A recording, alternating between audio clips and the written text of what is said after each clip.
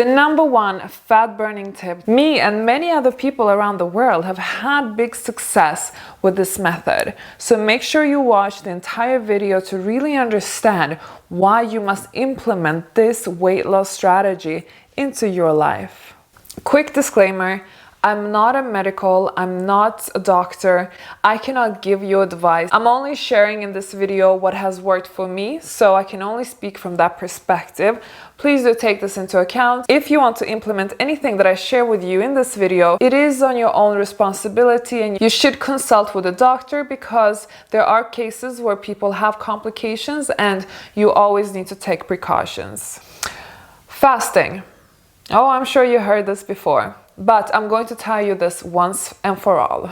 Now, if you've heard me talking about this millions of times, you should still watch this video because I'm actually going to share with you why it's so incredibly important. And to be honest with you, I'm fasting right now as we speak. So what's happening with the person when she's fasting? She burns fat as the primary resource for fuel, meaning that there's no food in your current system, so the body cannot use that for fuel, so it's going to go straight to the fat reserves. And those are the exact areas we want to reach when we're losing weight. Now, there are different types of fasting that you can do. You can do intermittent fasting, or you can do a whole day or several day long fasts. They're all different and you really have to see what works for you and so on. But I do recommend everybody to at least start with intermittent fasting.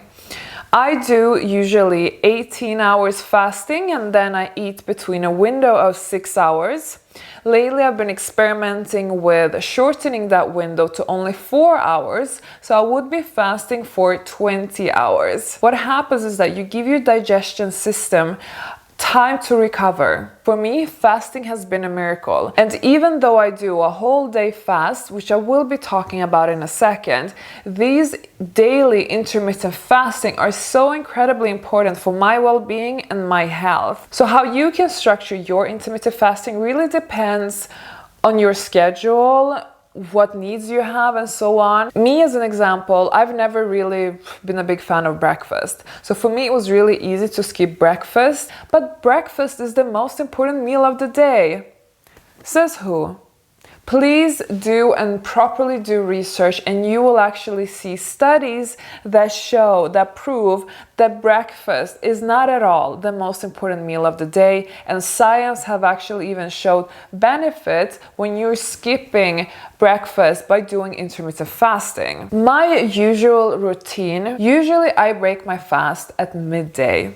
So I would have my first meal as a lunch or a light lunch, and then I can, eat freely between the hours of 12 and 6 during the day. Eating after 6 has never been a popular theme anyway, because what you eat in the evening is really what's going to stay with you throughout the night. You're not going to burn that off.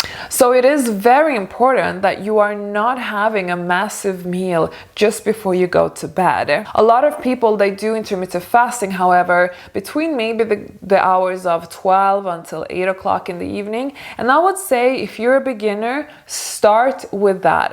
Don't go yet to my regime because mine is a little bit more intermediate advanced. Don't forget, I've been doing this for a year and a half now. And I can tell you that since I started doing intermittent fasting, on the days when I may be not exercising enough or maybe having a cheat meal, I'm not gaining weight anymore. I am a person who easily gains weight, and before it was always a struggle because it's like if I only have 2 cheat meals, I can already see it on my body. But now with intermittent fasting, it's okay. I can be more free, I can go to a restaurant, enjoy my wine, enjoy having dessert afterwards, and I'm not going to really see a big impact of the way I look or feel. A lot of people will then ask me, but how often do you do intermittent fasting? And I don't do it 7 days a week because the latest studies have shown that it's good to give your body a break of 1 or 2 days a week from intermittent fasting, just so that the body doesn't hit that plateau that it can easily do, both with training, food, weight loss. You know the drill. So I maybe take a day off during the weekend, or maybe if there is some special happening going on. Another question that I also get is, but what do you do when you have dinners in the evening? Because you don't eat after 6 o'clock. what happens then? I'm not a rigid person. I can easily change my eating hours around if that fits my schedule better. So if I know that tonight I'm gonna have a dinner, we're probably gonna eat around 8 or 9, I will make sure that I delay my intermittent fasting then to maybe 3 o'clock or 4 o'clock in the afternoon. So that's when I would have my first meal. And then the last meal I will have, of course, at the restaurant around 9 or 10, whenever they will serve us. Having this flexibility makes it easier for you to stay on track with your intermittent fasting. I also use an app called Zero where I note every fasting that I do. So every day I set my times when I ate the last and when I broke the fast, and like that it gives me a good tracking system of how much have I been fasting for and how many hours did I do this week or last week.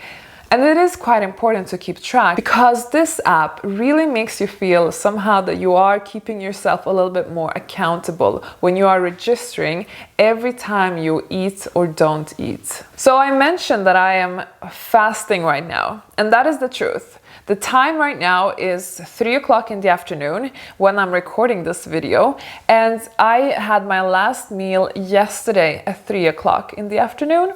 So I've been actually fasting for 24 hours, and I'm probably going to continue until tomorrow morning. So what I do as an addition to my intermittent fasting is that I do a whole day minimum fast once a week. This I do because there is a lot of good health benefits to this. I am not going to tell you all the health benefits and exactly what happens in the body when you really give it a good break and don't eat anything. I want you to know that I'm not starving myself because I'm anorexic, which is actually something that upsets me, the fact that I even have to explain it. But sadly in our society, people are conditioned to think that fasting is taboo, fasting is bad, fasting is dangerous. Actually, it's not dangerous. It is healthy if it's done in a good, balanced and educated way. Nobody should be fasting if they suffer, let's say, from an eating disorder, or if they have certain health issues that really is not appropriate for them to do fasting. But the regular healthy person really benefits from a fast. And this is something that they've been studying for like 60, 70 years. So this is not something that is just a trendy hype. So when I do my whole day fast, I do it once a week. And the minimum I do it 24 hours. For me, because I am more experienced, 24 hours would be on a day when I really struggle with my fasts. They are different. They will feel differently depending on how you feel, what time of the month it is for you. As you know, us women, we have our cycle that doesn't always keep us stable. So not all fastings will be easy to do. Those times I just do 24 hours because I don't want to punish myself. My standard procedure is, however, to do 36 hours of fasting. So usually I would do maybe 36 to 40 to 42. I tend to stay around 2 days maximum type of fasting when I do that. You can do fasting for longer. You have even hospitals or retreats that have 10-day fast and so on. You also have to take into account that there are different ways how one can fast. Some people fast by drinking water, some fast by not drinking water. I tend to alternate between those two. I do something called dry fast when you don't eat or drink for, let's say, 36 hours. I think my maximum for dry fasting was 45 hours. And some people will probably react very strongly to this and they will think that I'm absolutely crazy. Again, this is not something I've invented. I've looked at studies of research. It's called medical dry fasting. So if you want to learn more about that, you can. If you are a beginner, I would not recommend to start dry fasting. I would recommend that you do maybe a juice fast for the first time, like you can drink raw juices, or that you do a water fast. And I would personally also recommend that you start with 24 hours. Don't do like 36 or 40 hours. you know, when you are a beginner. Do it later. Try first, like go slowly. With fasting, especially if you're not monitoring with a doctor, you really want to play it safe. You know, you'd want to take it gradually and see how it goes. So as I mentioned, I am currently fasting. And if you ask me how I feel right now, I'm actually feeling great. It's been 24 hours. I'm drinking a little bit of water. I don't want to drink too much water because I don't want to try and kind of suffocate my hunger with water. And actually, from my fasting experience, I've noticed that when you drink water, when you're fasting, it actually triggers a little bit your hunger to come. So when people think I'm crazy that I'm doing a dry fasts tend to be a little bit easier than water fast because you have absolutely nothing that enters your system. So there's nothing to even trigger just a tiny bit of hunger feelings. And the hunger feelings are, of course, common when you're fasting. Some people feel fastings are very scary because you think like you will be hungry now from the moment you start until the moment you finish. So if I do a fasting for 2 days, you think I will be hungry the entire time. No, of course you're not hungry the entire time. Majority of the time, you're not hungry at all. The times you will actually be hungry is around meal times because of your body clock, because your body is used to having food in the system those hours. So it will be like, you know, okay, where's my food? If you just try and stay present during those hours and just acknowledge the fact that you are just being hungry because it's a habit, not because your body actually needs and craves and will die if it's not going to get food. A lot of people who fast, some feel very energized, some feel incredibly tired. My advice, if you're doing a whole day fasting for the first time, is to maybe do something with low activity the first few times you do your fast. But if you're more experienced, you know, it's fine to go to the gym or do light training or go for a power walk or just be like regularly active. Now then, there are other things that might happen to you during this fasting. You might have a headache, you might feel nauseous, you might, I don't know, have all kinds of body sensation happening. And that's normal. It's actually very normal and it shouldn't really scare you. Now again, I'm not a medic, so I'm not really going to go into detail and you shouldn't take me into account as I'm saying these things. This is your own responsibility, okay? Just sharing my story. My story is that every fasting is different. You will always have different things and feelings and sensations happening to you.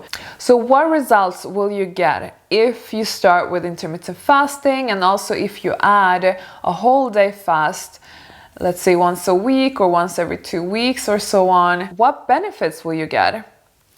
Obviously, you're going to get loads of great health benefits. Now, what happens to your actually appearance in terms of weight loss and so on? You will notice how fast you will lose weight. And that's why I wanted to call this video the #1 fat burning method, because ladies, of course, training, eating healthy is the most important for weight loss.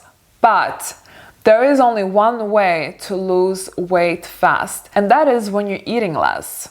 And with fasting, you end up eating less. And it's actually healthy for you. So many of my students in School of Affluence have told me when they have reached out to me after I have shared with them my fasting journey, they say, thanks to you, I've tried it and it did work. I'm so happy. And I've even seen photos and it makes me really happy because I know how difficult it can be for a lot of women out there to lose weight and so on, especially in this society where, I'm sorry to say, but we have a very nasty eating habits and we have a very bad food culture.